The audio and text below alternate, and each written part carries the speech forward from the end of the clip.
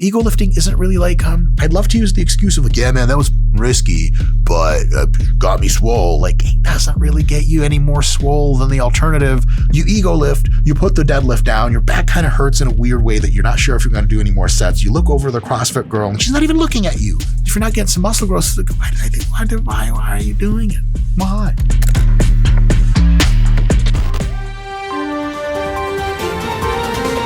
A new disease coming after our elderly.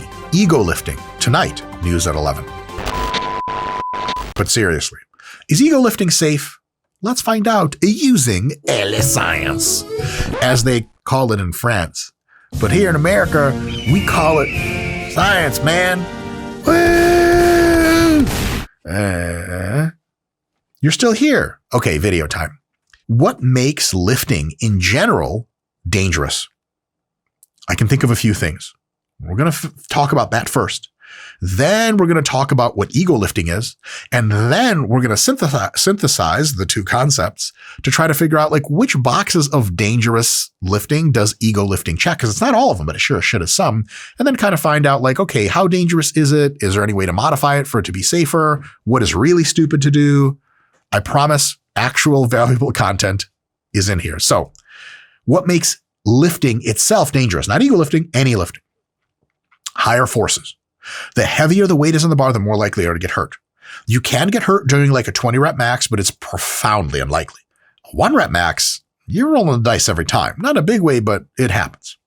Next, higher velocities. Anytime you're moving things faster, the probability of injury multiplies manyfold. On an absolute scale, still very safe to be in the gym, but Olympic weightlifting is considerably more dangerous than just doing strict curls at a slow speed. Another one is rapid reversals. When you're curling and you curl, pause, and come up, not a ton of danger. If you're curling, you go boink, and you rapidly reverse from full stretch all the way back up, even partial stretched all the way back up, directly measured in the laboratory, the highest forces available during lifting is during that rapid reversal. And the more rapid it is, the higher the forces are. And the forces are also condensed into the smallest time period, which means the actual mechanical strain of the tissues is the highest it can possibly be in a high force reversal. And by the way, these variables do stack into each other. So if you're lifting very heavy and fast and reversing quick, your injury probability is substantially higher than if you reversed all those variables. Next, if you have unstable technique at high loads, which means that the technique is literally unstable, like if you are trying to squat on those wobble boards or something, your probability of injury is much higher than if you squatted on a stable surface. Anytime things get really wobbly, your probability of injury goes up. Another one is an unaccustomed to high loads. So if you take two lifters and you have them do a heaviest set of 3 on the deadlift that they can, a heavy triple. If one of the lifters has been doing sets of 5 and sets of 3 for a few months, but the other lifter has been doing sets of 10 to 15, the acute injury risk from one maximum set of 3 is higher for the lifter that is not accustomed to those heavy loads. He might have the same tendon strength, he might have the same muscle size, but because his body's not used to positioning itself properly with heavy load and the deep tendon integrity is probably not as high because the tendons aren't used to super heavy training and neither are the muscles. If you're unaccustomed to it, this can hurt you more. How do we deal with this practically? How would that ever work? Because it's kind of a weird experiment to design. Here's the thing. If you have been doing singles and doubles and triples and your friend goes, hey, let's max out on the bench today. Like, yeah, it's high risk, but it's reasonable. It makes sense. You'll be probably okay. But if you've been doing like sets of 10, sets of 15, just hypertrophy work, and someone's like, hey, do you want to max out? You're in for a much higher injury risk because you're just not used to those heavy weights at the time. So one of the best ways to reduce injury risk is to slowly work into heavy weights over weeks. If you haven't done that and you just go heavy all of a sudden, even though you've been going lighter, that's a bad deal. Another one is unaccustomed to techniques at high loads. If you're typically doing curls with a certain technique, but then you decide to ego lift and you change your technique, so your body's not used to that technique, it's new for it, like the swing is new, then if you combine unaccustomed to techniques and high loads, yeah, your injury probability is more likely because unaccustomed to techniques means you're straining the muscles and connective tissues from slightly different vectors than you're used to. Slightly different vectors than your muscles and connective tissues have built a resilience against. So because you're doing something very different, but at high loads, all of a sudden you're exposing the tissue that's not super well adapted to those high loads. A recipe for higher injury probability. Doesn't mean it's terrible, it just means you need to be aware of it. Another one, this one is rarely done, and we'll talk about in a little bit how in ego lifting it almost never happens, is unaccustomed to deep ranges of motion at high loads. So if you have someone that's used to doing dumbbell flies to just kind of a normal, maybe a little less stretched than ideal range of motion, you keep the load high, you change their technique, teach them how to go super deep, ultra deep stretches with high loads. If you're used to that sort of thing, is totally fine. But if you're unaccustomed to it, that extra range of motion and that super deep stretch really puts a lot of good strain on your connective tissues, but if you're not used to it and it's heavy, bad deal. If you're teaching someone how to squat deep and they're used to half squatting, the best way to do it is to take a ton of weight off the bar and then have them slowly work up. But if they've been doing, let's say, 3 plates halfway down and you teach them to squat super deep, if they're doing 275 ultra deep, that extra 6 inches at the bottom, extra 6 inches, am I right, fellas? That can be a lot of strain. And so it's a really good idea that if you're introducing people to deeper ranges of motion, and every time we do this on the RP, good God, this is the RP channel. What the fuck am I saying? Every time we do this on our Monday training video with someone, if they're not used to a deep stretch, we really ease them into the weights. If you have a new technique that you learned, and you're like, oh, now I can go deeper and use similar weights that you were using for the partial ROM, it might end really, really badly for you. Another one is unaccustomed to high volumes. So I'm actually giving you guys the gamut of what hurts you in the gym. This is kind of almost all the stuff, not even to do with ego lifting. Unaccustomed to high volumes. What does that mean? That means, let's say you typically do 8 sets a week for the chest. 4 sets Monday, 4 sets Thursday. That's just what you're used to. And then one of your buddies visits from out of town. He's like, dude, come with me to the gym. It'll be great. You're like, oh, I go anyway. Like, all right, we'll be training partners for this week. And he says, dude, I'm doing a crazy bro split, some Bulgarian high volume shit. Try it with me. And you're like, fuck. And all of a sudden that next week, after weeks of doing roughly 8 working sets for the chest, you do 16 working sets for the chest or 24 working sets. The probability towards the end of that week or the beginning of the next week that you get hurt magnifies substantially because your body is just not used to recovering from that much volume. It's going to take a ton of damage, including micro tearing. And you can't heal all that micro tearing a day later, sometimes not even half a week later. So if you're used to 8 sets and you go to 24 sets that week after, and even the end of that 24 set week, after you've built already 16 sets in to 2/3 of the week, way more volume per unit time than you're used to, that last session of chest that week and the first few in the next week, very dangerous on a relative scale. And so the way to make sure that doesn't happen is to slowly grade in your volume. If you're doing 8 sets of chest a week and you want more growth, try 10, then try 12, then try 14, and so on and so forth. Don't just go 8 and then go 16. Fucking really, really bad news. The ultimate worst way to do this is you've taken a few weeks off, or you've taken a deload week or an active rest 2-week period, and then you come back and just crank the volume to infinity. Don't do that. Whenever you're coming back from lots of time away from the gym, even a small amount of time, you want to ease back into the low volume and then slowly bring that volume up. But you're still not 100% safe, because the last way to increase your injury risk at the gym is to expose yourself to chronic high load and high volume training despite massive signs of fatigue. Your pec tendons are starting to feel weird. Your pecs have lost their pump. They're now kind of stringy looking, but you're still in there. Week 8, baby, fucking deload. You're cranking.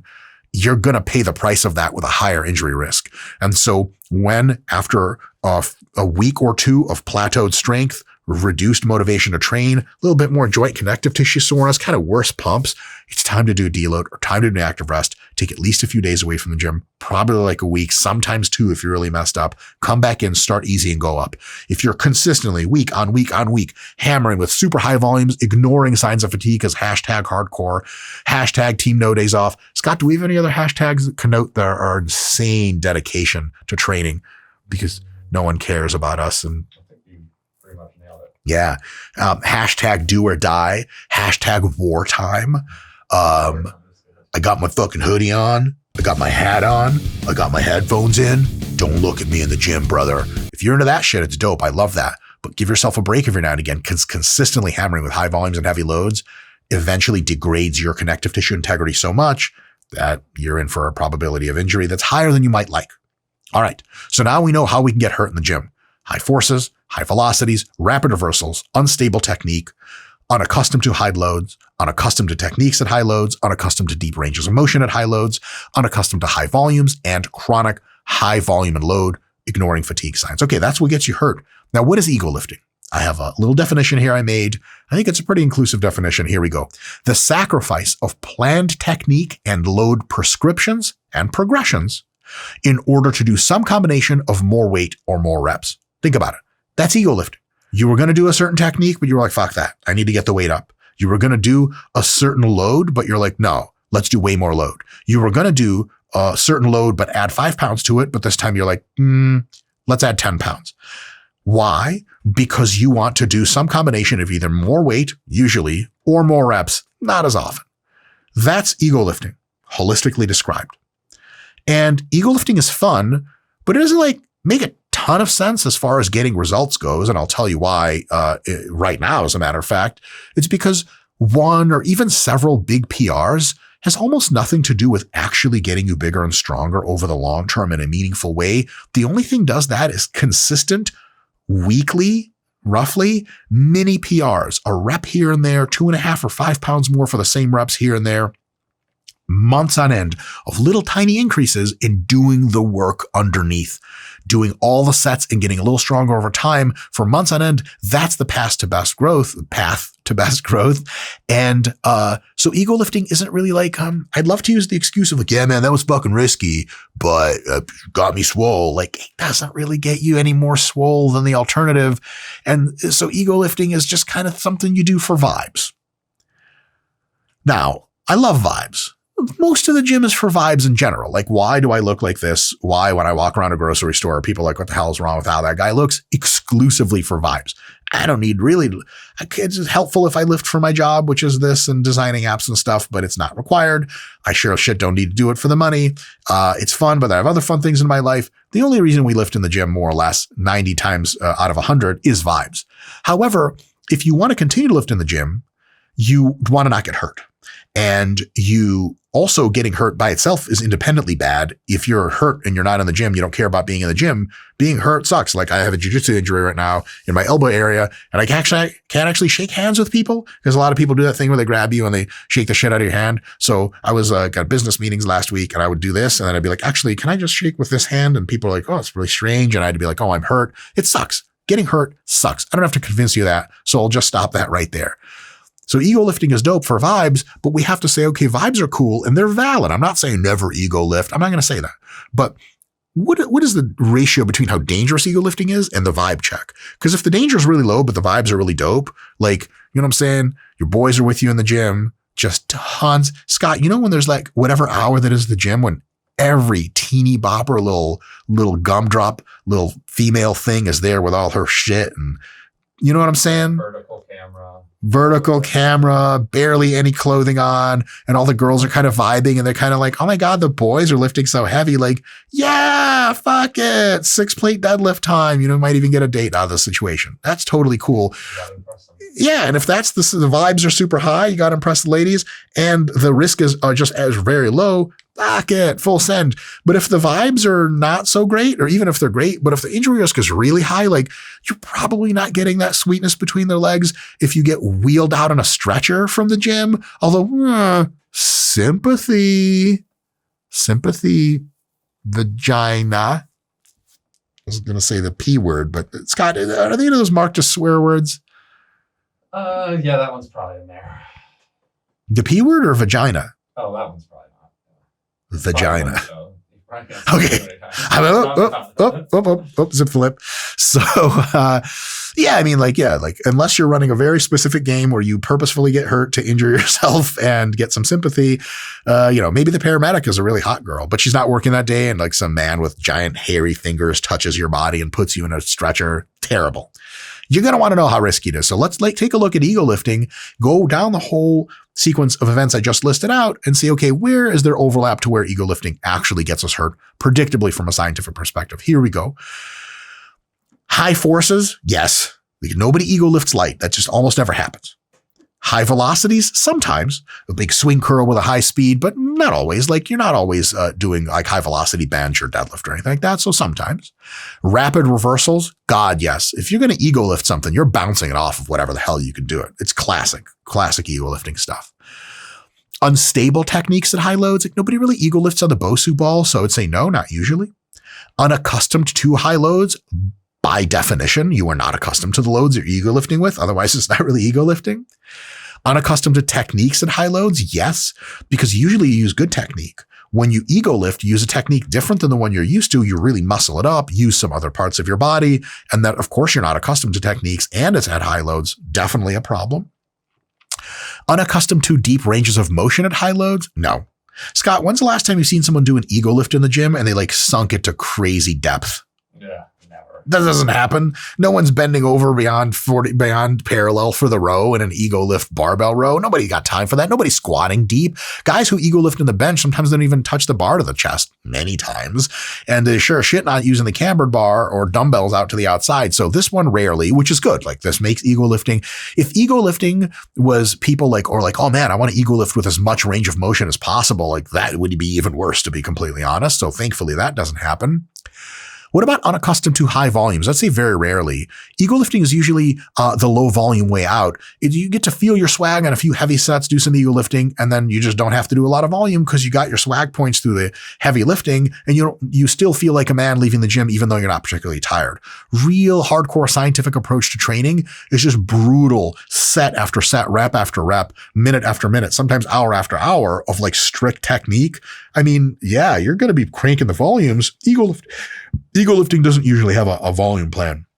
It would be really weird to get ego lifters together and they're like, hey man, you want to do 20 sets of 10 in the squat? Like ego lifters usually trying to avoid hard work. That's how they get into ego lifting. So this is not a problem, thankfully. So again, picture emerging here so far is like ego lifting is dangerous for some reasons, but not for all of them. It's not the worst thing you can do in the gym. What about chronic high load and volume combinations despite massive fatigue signs? Rarely. Most ego lifter guys don't typically train with as much consistency as you would like, and they don't do chronic high volumes and high loads all the time. They kind of just pulse in and out. And also like when you have a chronic fatigue level that's very high, usually like the ego doesn't feel so fresh and you're less likely to want to show off during such times. Like if you're fresh and ready and there's hose around, your boy can't wait to get at the shit. But if I'm in week 4 out of a 5-week meso and I did 20 sets of everything the day before, someone's like, hey man, you want to max out? I'm like, not really, man. I'm just trying to survive my current workout. So luckily this isn't a big deal. But taking all this into account overall, yeah, ego lifting is like way riskier than needed. But ego lifting has other downsides as well that aren't just injury related. So let's go through them really quick, and then we'll figure out maybe is there a way to get some ego into the equation, but safely. What are the other downsides of ego lifting? Well, first, a disruption of your planned progression. When you've done 80 pounds for a set of 8 in the barbell curl last week, this week your buddy's in town, so you do 115 pounds for a set of swinging 6. How do you track bad technique and reps at the same time? I have no idea. Like you get your RP hypertrophy app and you're like, note, set 4 was ego lifting. And yep. You come back the next week, you're like, what do I do for set 4? You start doing some fucking weird calculus where you're like 115 for 6, but with swinging equates to 85 for 7 without. It's all nonsense. So you're just making tracking really difficult for yourself. And that makes it so that how do you know you're getting stronger? If you ego lift all the time, you can't tell. Another thing is like, what do you do next time for weights and reps? If you ego lift and your range of motion's all wacky, your technique's all wacky, you've just thrown standardization out the window. So that's probably one of the worst parts about ego lifting is that it's really difficult to track progressions and make the workouts significantly harder over time in a planned way. Next problem, you get lots of additional fatigue to other muscles. When you curl strict, it's mostly just biceps. When you swing curl using hamstrings, using glutes, using your spinal erectors, and all of those take fatigue. And what ends up happening is you just end up fatiguing yourself there, and then your back training, your leg training, etc. suffer. And anytime you have chronically higher fatigue than needed, you have more catabolic hormones in your bloodstream like cortisol, less anabolic hormones like testosterone. And so just like purposefully tiring yourself out any more than actually hits the muscle is a stupid idea. One of the universal best practices of lifting is to get the best ratio of local fatigue to systemic fatigue that you can. So if you have a way of doing bicep curls that takes your back out of the equation, it takes every other part of your body out of the equation, your legs aren't in the equation, it's just biceps. I mean, fuck, man, that's really, really good. But the more you trend to the other way, where someone's like, hey, I thought that looked kind of like a deadlift hang clean combo, but you had an underhand grip. That was a curl. You're like, yeah. Well, how hard is it for the rest of the body? Tons. So local fatigue is maybe pretty good if you went to failure for your biceps somehow with swinging all the weight around. But the systemic fatigue is really nasty for other muscles, and that's just really bad news. In addition, you get a special kind of fatigue with lots of ego lifts called axial fatigue. It's fatigue of the spine. Compression of the spine just takes longer to heal in my experience than other kinds of fatigue. And so a lot of times people will do ego lifting for squatting and deadlifting, or they'll do rowing where they'll put 2 times their 1 rep max on the row, but they'll stand up really high with it and swing it around a lot. That's a lot of spinal compression. That's going to make your deadlifting and squatting and leg stuff and back stuff for other days in which you're actually trying to train properly much tougher. So the stimulus to fatigue ratio of ego lifting just really kind of sucks in a variety of different ways. And you get additional systemic fatigue, especially from the psychological effects. I mean, if you're just doing strict control, yeah, you're trying, but it's not crazy exhaustive. Ego lifting almost always means you're putting it all on the line. The psych up, the psyching during, the adrenaline crash after. It's all stuff that adds up. If every time you come to the gym, you're ego lifting, I mean, it's a lot more psychologically fatiguing than just being robotic about the shit. So it will hit you even on that front as well. And lastly, a bad thing about ego lifting is that your brain likes to have a very distinct understanding of what it's doing, and it can get cross-contaminated with other stuff. So if your deadlift technique is X, the more you practice X deadlift technique, the better your body gets at it.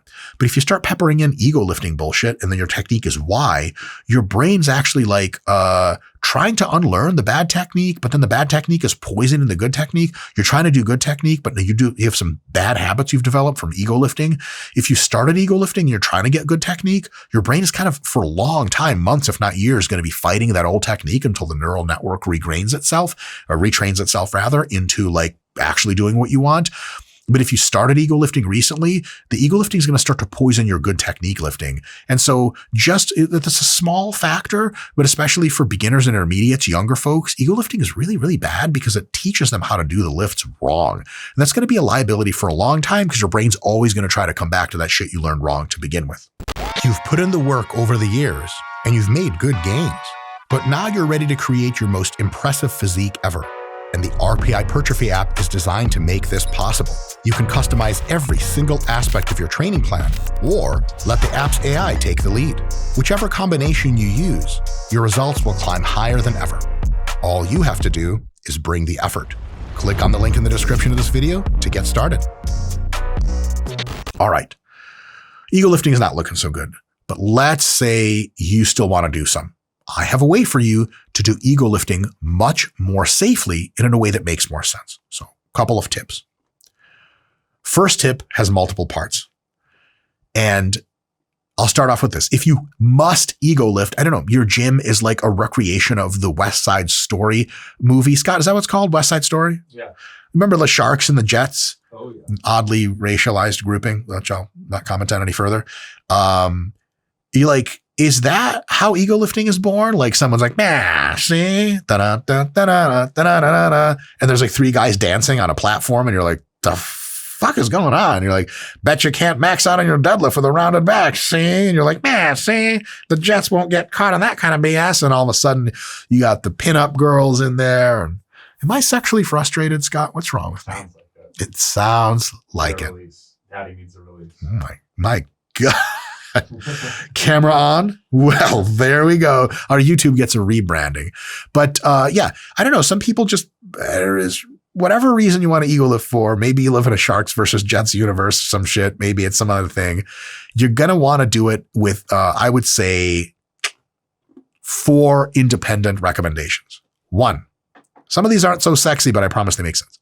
1 is warm up multiple progressively heavier sets with your cheat technique and make sure your muscles are physically warm before doing the big lift. Why am I saying this? You walk into the gym, your buddies are curling. Like, hey man, we're curling like a plate on a side today. You want to join in? If you just like start curling cold, probability of you snapping your shit up gets really, really high. But if you're like, okay, we're doing cheat curls today, fine. Warm up. In the cheat curl technique, 12 sets of light cheat curls, 8 sets of moderate, 4 sets of relatively heavy, rest for a while, boom. Now you're ready. At least you're warming up for the event that you need. So the specific warm up attends to all the connective tissues that might get hurt. Now they're warmer. Their risk is much lighter. And you're warming up in general, which a lot of people don't do for ego lifting, which is really dumb. So warming up. It's funny too. Scott, ego lifting is fun when it's like, you have like let's just do this now. But if you use tip number 1 and you're like, all right, fellas, give me 10 minutes to warm up. They're like, oh, man, like, dude, I was just laughing about it. Like, you're just like, it's not ego lifting. It's not even ego lifting anymore. Is this like a strongman event now? Like, it really does take the whole situation out. So 100%. Yeah. It's like risque sex that you planned down to the letter with that person for an hour beforehand. You're like, okay, we're going to go to the shopping mall and which stall are we going to, it just is something is gone there. Number 2, use enough momentum and rapid reversals to get the job done, but like try to stay away from just total disaster, whole body BS as much as you can avoid it. Like there's a cheat curl where you just go oomph at the beginning and then ride it out. And then there's a cheat curl where you move your hips back 8 feet and then you do essentially like a kettlebell hip thrust. And then at the very top, your biceps are somehow active. Ego lifting is whatever. It's cool. It's dope. But like try to get it to be like a little bit of cheating versus a ton of cheating. It'll make more sense. People will respect you. People will disrespect you less on the internet for posting that video. Cause we do a lot of video analysis on this channel of various lifters. And if someone's curling like 135 for 10 with just a little bit of nudge, I'm like, man, it's actually really impressive. But if you're curling 135 for 10 and it looks like you're training for the reverse grip hang clean Olympics, you're increasing your probability of injury and you're decreasing the effect on the muscle and you're decreasing the amount of respect you get from anyone at the gym. And now everyone thinks you're an idiot. And they might not be wrong if you're doing stupid shit like that. So yeah, ego lift, but reduce the ego and increase the lifting is what I'm trying to say. Like you want dessert, don't just eat icing out of the box. I mean, you can put some cake under the icing. That's all I'm going to say about that. Number 3, control the eccentric. Okay. You see people ego lifting, they get that curl going and then they just drop it. You're like, what the fuck are you doing? You got it all the way up there. Let's eke out the eccentric, slow it down a little bit under control. So at least you're getting some muscle growth. Because if you're not getting some muscle growth, it's like, why are you doing it? Why? Give this a shot. And here's the best part. It doesn't even decrease your result, especially if you're going for a big single. You might as well ride the single out afterwards. If you're going for multiple reps, who's even counting at that point? I guess this is just being like, do less ego and more lifting. Here's another one. I think this is kind of the biggest one here, other than the warming up, which is super important, but this one takes care of both. Do some actual work before. There are 2 ways to do ego lifting, 2 extremes. One, you walk into the gym, begin ego lifting. Another one is you go in and you do a whole back workout. Then you do 5 sets of strict bicep curls. And then on the last one, your buddies are like, hey, after failure on this last set, do you want to do some cheat curls to get that beyond failure effect? Fuck it. Yeah. Here's the thing. You aren't fresh. Your ability to produce force is much lower. It's actually a way of taking sets beyond failure. So it's effective. And your probability of getting hurt is just way, way smaller because the requisite force is just tiny. You're lifting the 50s, not the hundreds. Like that's a big deal. And you got a workout in. So ego lifting is probably best saved for like adding a few more reps at the end of a failed set at the end of your workout rather, and maybe even the last session of the week or last session of the mesocycle. That's where ego lifting is. You can really like slyly put it in there, have lots of fun. And it doesn't have to be a thing that gets you messed up, but like, that's the best way to ego lift is to save it for the end of the workout for like one last drop set or something like that. Then you can do some ego bullshit, swing around a little bit, but again, it's not so ego-y at that point because it's not so impressive, but it will 100% reduce your injury risk and get you jacked and more strong, which is like, I guess the whole point of why we're in the gym. That all right there was tip number 1. If you must ego lift, do it like this. Second tip, we have 3 tips total. Just don't ego lift. I know it's crazy, but there's this idea that if you ego lift, things will happen. Like, big titted girl in the gym finally looks at your direction and you hashtag mother's milk. Little titted girl finally looks into your direction. Hashtag what's up with that shit. Big ass Latina milfed out girl finally notices you. That's what you think is going to happen. And then basically like the fantasy ends where you're in like a human-sized cereal bowl where you're just one of the bobbing marshmallows and all of the other marshmallow cereal people are women of reproductive age. And it's not milk in the bowl, fellas. If you have children, turn this part off.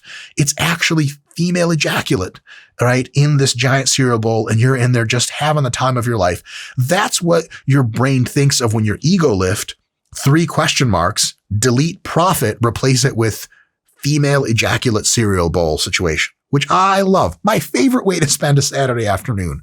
The reality is, though, you ego lift, you put the deadlift down, your back kind of hurts in a weird way that you're not sure if you're going to do any more sets. You look over the CrossFit girl and she's not even looking at you. Nobody wins when you ego lift. Nobody wins, and you included. So stop doing it. But I have even better advice, and this tip number 3 and my last thing that I'll leave you with. My third and best tip is the following. Keep your ego with you. It's a part of who you are. Ego management is good through meditation and stuff like that, but you don't want to just jettison your ego entirely. You can attach your ego to the right thing. And what is that? Put your ego in to staying robot strict with each rep and pushing to a 2.5 or 5 pound PR or a 1 rep PR on every work set of every week, unless it's a deload, no matter what. Last time on laterals with the 20s, you got 16 reps. Today it's 17 or fucking die with good technique. Put your ego behind that shit. You do that. Deload when you can't do it anymore, recycle, repeat, and you have a winning formula for success and gains, and there's no injury risk required. So do I ego lift? Yeah, hell yeah, I do all the time. Except my ego is behind the small progressions with attempted perfect technique. And when you win like that, your ego gets fat a ton, which is sweet. It keeps the gym fun and really exciting, and it reduces risk massively and gets you jacked. So that finally you can drink that sweet, sweet cereal milk. And I don't mean cereal milk. I'll see you guys next time.